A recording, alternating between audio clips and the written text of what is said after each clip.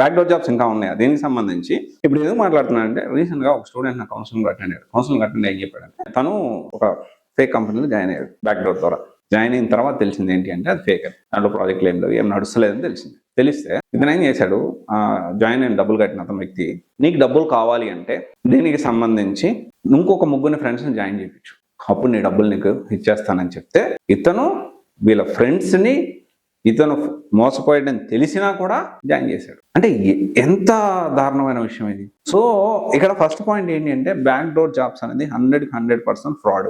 Join అవ్వద్దు. డబ్బులు కట్టండి, 1,00,000 కట్టండి, 2 లక్షలు, 3 లక్షలు, 4 లక్షలు, మీరు స్కిల్ కి ఎంతనా ఖర్చు పెట్టచ్చు, కానీ జాబ్ కోసం డబ్బులు ఖర్చు పెట్టదు. రెండింటికి చాలా డిఫరెన్స్ ఉంది. స్కిల్ వస్తుంది నీకు. బ్యాక్ డోర్ జాబ్స్ అనే పేరుతో ఇంకా మోసాలు జరుగుతూ ఉన్నాయి.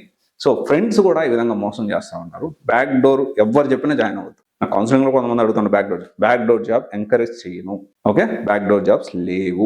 డబ్బులు కట్టి మోసపోవడం తప్ప ఇంకోటి ఉండదు.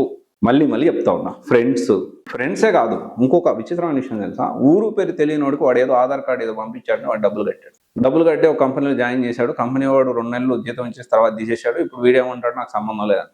వీడు అసలు అందుబాటులో లేడు. కంపెనీ వాడి మీద కేసు వేయడానికి లేదు, ఎందుకంటే నువ్వు కంపెనీకి డబ్బులు కట్టలేదు కదా. ఇలాంటి బోలెడు ఉన్నాయి. సో జాగ్రత్త పడండి, ఇబ్బంది పడద్దు. Thank you.